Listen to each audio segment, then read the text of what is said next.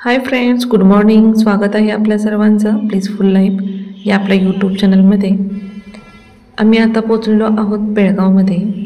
बेळगावमध्ये थोडीफार शॉपिंग करून जायचे होते पंतपाळे कुंद्रीमध्ये.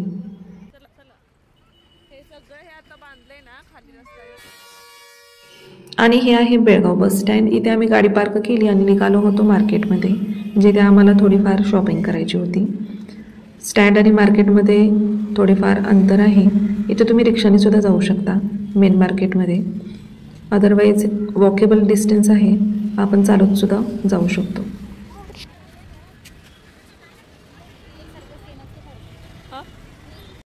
कोल्हापूर जरी जिल्हा असला तरी बेळगाव आम्हाला खूप जवळ पडते, कारण कर्नाटक बाँड्रीलगतची जी महाराष्ट्रातील गावे आहेत त्यांना मोठ्या खरेदीसाठी बेळगावमध्येच यावे लागते. कोल्हापूर आम्हाला तसे खूप लांब पडते, डबल अंतर पडते. म्हणजे बेळगाव आम्हाला 1 तासाच्या अंतरावरती असेल तर कोल्हापूर 2-2.5 तासाच्या अंतरावरती आहे. आणि बेळगावचे मार्केट म्हणजे काही बोलायची गोष्टच नाही. बेळगावच्या मार्केटमध्ये तुम्हाला काही मिळणार नाही असे कधी होणारच नाही, कारण खूप मोठे आणि छान मार्केट आहे इथे. सर्व प्रकारची दुकाने, हॉस्पिटल, स्कूल, मार्केट या सर्व फॅसिलिटीज बेळगाव शहरामध्ये आहेत. खूप मोठी आणि सुंदर सिटी आहे ही.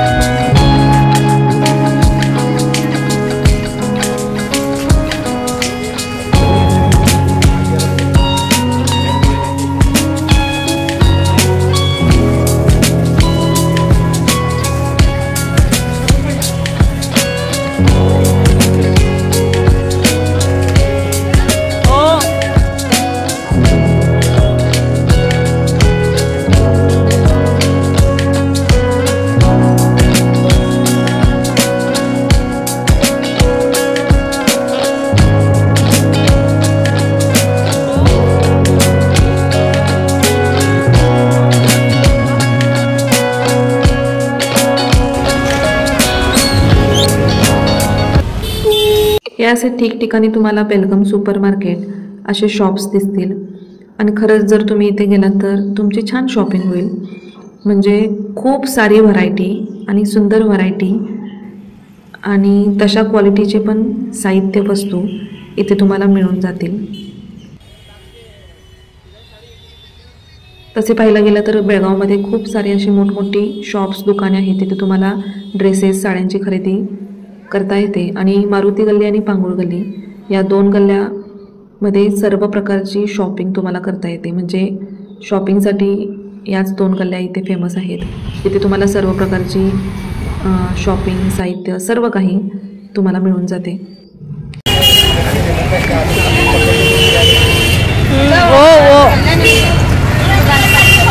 दुकान कुठलं आहे? अनलिमिटेड. इथे आम्ही अनलिमिटेड या मारुती गल्लीतील शॉपमध्ये आता आलो होतो. मी माझ्या मैत्रिणीला फोन करून विचारले तेव्हा तिने हे शॉप मला सजेस्ट केले.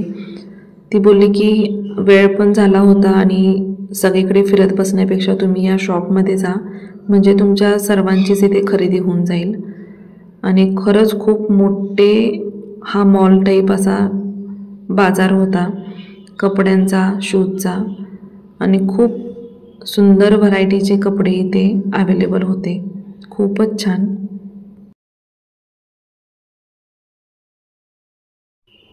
खरे तर याच शॉपमध्ये आमची सर्व खरेदी झाली होती. नंतर आम्ही बाकीच्या ठिकाणी फिरत बसलो नाही, कारण ऑलरेडी मंगलदीपमध्ये आम्ही 2 साड्या, 1 ड्रेस असा खरेदी केला होता. आणि माझ्या बहिणीच्या मुलीसाठी इथे जास्त शॉपिंग तिला करायची होती तिच्या ड्रेसेसची. मी ती तिच्यासाठीच आम्ही सर्व काही शॉपिंग केली. तिलाही ते खूप आवडले. ॲक्च्युली सर्वांनाच हे शॉप आवडले.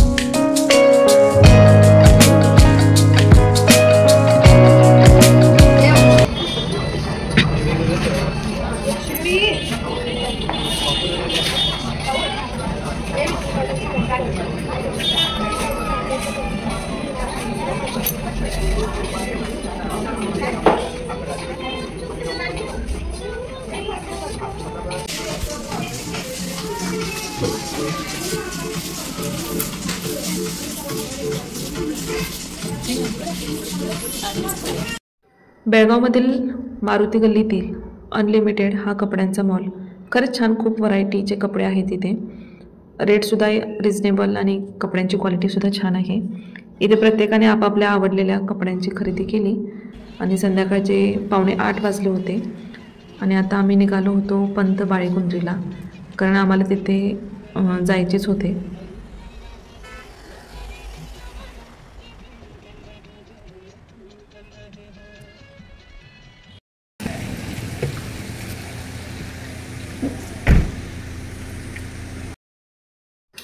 रात्रीचे 8:30 वाजले होते आणि बेळगाववरून आम्हाला इथे पंत बाळेकुंद्रीला यायला अर्धा तास लागला आणि आम्ही इथे आता सर्वजण आलो होतो.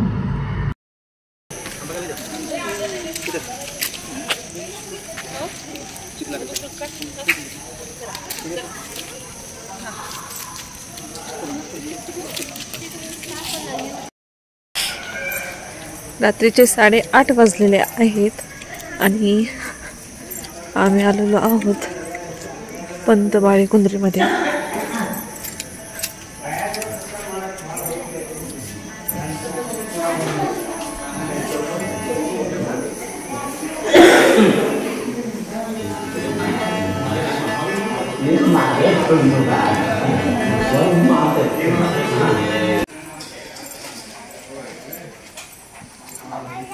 हां, या इकडं. चला चला चला.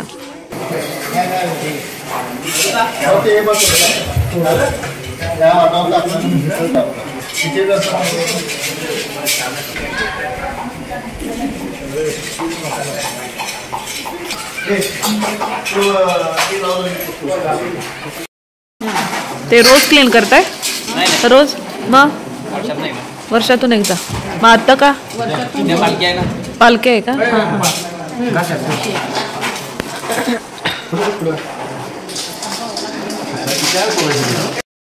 वेगवेगळ्या ठिकाणाहून भाविक लोक इथे आले होते. मंदिराची साफसफाई सुरू होती कारण दुसऱ्या दिवशी पालखीचा कार्यक्रम होता.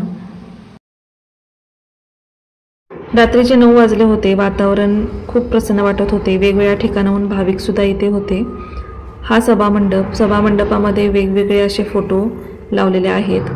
इथे पंत महाराजांच्या घराण्यातील स्त्रिया, पंत महाराजांचे बंधू, पंत महाराजांचे आई वडील असे जुने फोटो लावलेले आहेत आणि सर्वजण कुतूहलापोटी व्यवस्थित निरीक्षण करून हे फोटो पाहत होते।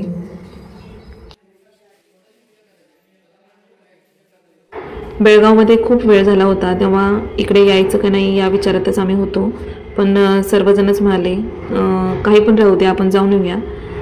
मंदिर ओपन असेल किंवा नसेल काहीच म्हणजे कल्पना नव्हती, त्या विचारातच आम्ही आलो। पण मंदिर ओपन होते आणि प्रसादसुद्धा आम्हाला भेटला इथे। भाविकसुद्धा खूप रात्रीचे इथे होते, ते बघून आणखीनच छान वाटले।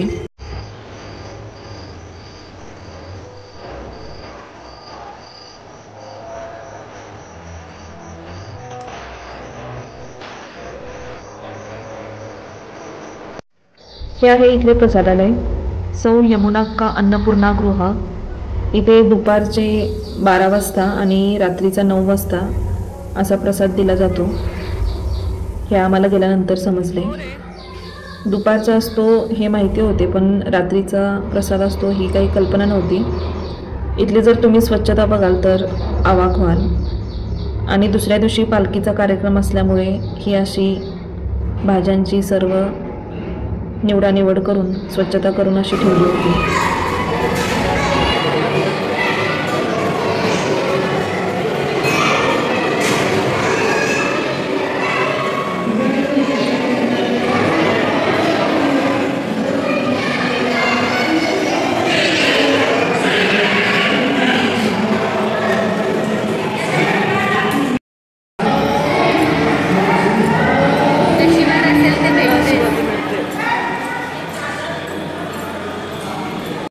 रात्रीचे इथे असलेले भाविक आणि इथले वातावरण पाहून मनाला खूप प्रसन्न वाटले। इथे येण्याचा निर्णय आमचा योग्यच होता, कारण वेळ झाल्यामुळे थोडेफार आम्ही संभ्रमामध्ये होतो सर्वजण जायचे की नाही, पण इथे आल्यानंतर खरंच खूप प्रसन्न वाटले।